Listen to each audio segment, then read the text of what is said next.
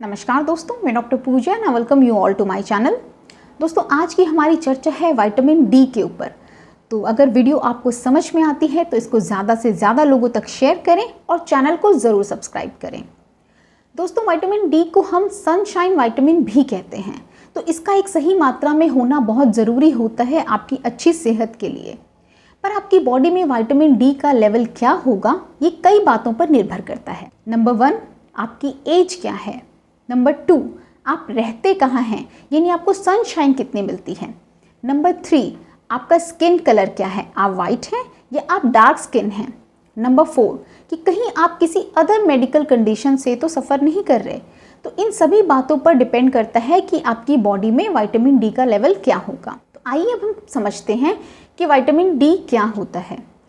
Vitamin D एक fat soluble vitamin है। Vitamin 2 तरह के होते हैं।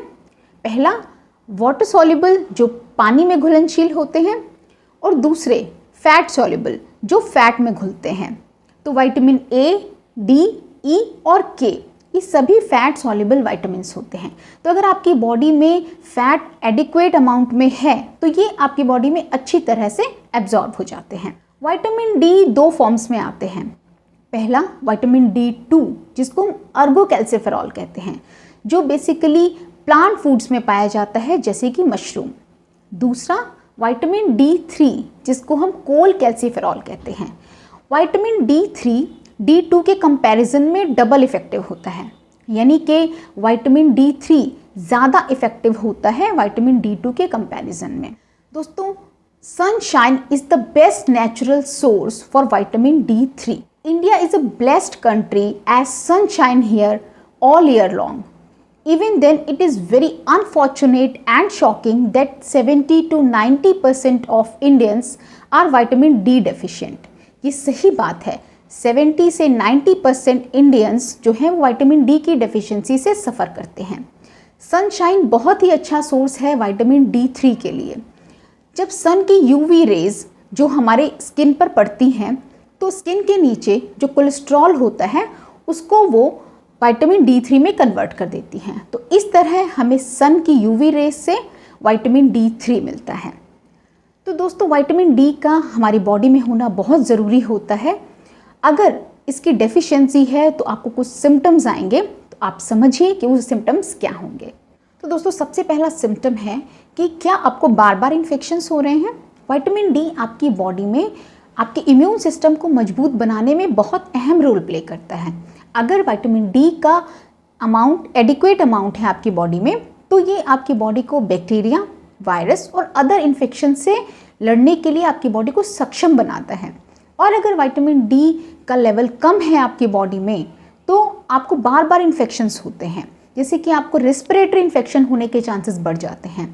कॉमन कोल्ड, ब्रोंकाइटिस या निमोनिया होने की पॉसिबिलिटीज़ बढ़ जाती हैं, क्योंकि जब विटामिन डी कम होगा तो आपकी बॉडी की इम्यूनिटी लो रहेगी, और इम्यूनिटी लो होती है तो इन्फेक्शंस हमें ज़्यादा होते हैं।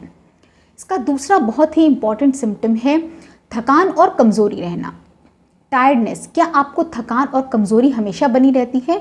तो विटामिन डी इसका बहुत बड़ा कारण हो सकता है, जो ज़्यादातर लोगों को नहीं पता होता, और इसका आपकी क्वालिटी ऑफ लाइफ पे भी बहुत इम्पैक्ट होता है।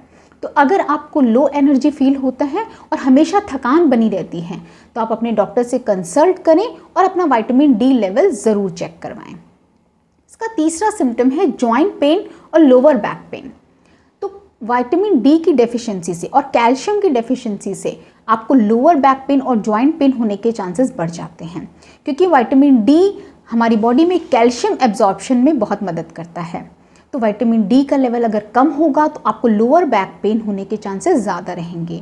और एक स्टडी के हिसाब से अगर आपको क्रॉनिक लोअर बैक पेन है तो बहुत संभावना है कि आपके विटामिन डी का लेवल कम होगा। जितना ज़्यादा विटामिन डी कम होगा उतना ज़्यादा आपका दर्द बढ़ेगा या उतना ज़्यादा दर्द आपको होगा। तो आपको विटामिन डी लेवल चेक करवाने की ज़रूरत है।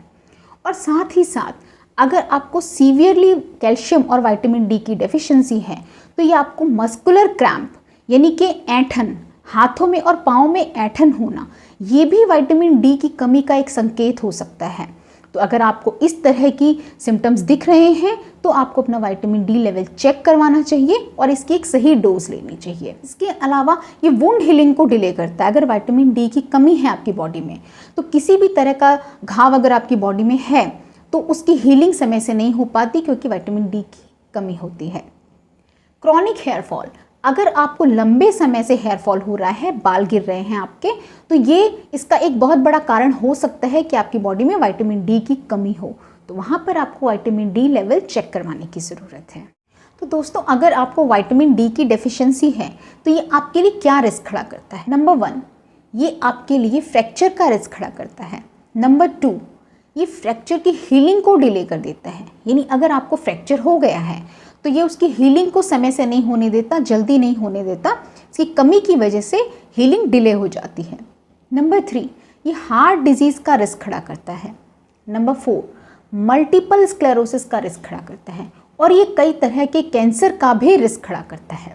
तो हम समझते हैं कि विटामिन डी की एक सही डोज क्या होती है। तो एक स्टडी के हिसाब से अगर आप डेली 1000 इंटरनेशनल यूनिट कंज्यूम करते हैं विटामिन डी की, तो ये आपको हार्ट डिजीज़ के रिस्क से बचाता है। और करंट रिसर्च के हिसाब से अगर आप डेली 1000 से 4000 इंटरनेशनल यूनिट कंज्यूम करते हैं विटामिन डी की, तो ये एक आइडियल अमाउंट होता है आपके ब्लड में विटामिन डी के लेवल को अचीव करने का। तो अगर आपको विटामिन डी की डेफिशिएंसी है तो आपको कैसे पता चलेगा? It's a simple blood test. आपको सिर्फ एक ब्लड टेस्ट करवाना है और अगर आपका लेवल 12 नैनोग्राम से नीचे है, कम है, तो आपको विटामिन डी की डेफिशिएंसी है। अगर आपका लेवल 12 नैनोग्राम से लेकर 20 नैनोग्राम के बीच में है तो आपके बॉडी में इनसफिशिएंट अमाउंट है विटामिन डी का। और अगर आपका लेवल 20 नैनोग्राम से 50 नैनोग्राम के बीच है तो आपकी बॉडी में सफिशिएंट अमाउंट है विटामिन डी का। और अगर आपका लेवल 50 नैनोग्राम से ऊपर है तो ये एक हाई लेवल है विटामिन डी का। तो इस तरह से आप विटामिन डी के लेवल को चेक कर सकते हैं ब्लड टेस्ट से। तो दोस्तों, ये थी आज की वीडियो, आज की जानकारी विटामिन डी के ऊपर। उम्मीद है विटामिन डी से जुड़े सारे सवालों के जवाब आपको मिले होंगे और विटामिन डी को समझने में ये वीडियो आपके लिए इन्फॉर्मेटिव रही होगी। तो वीडियो अगर आपको इन्फॉर्मेटिव लगी तो चैनल को ज़रूर सब्सक्राइब करें और वीडियो को जनहित में शेयर करें। Thank you.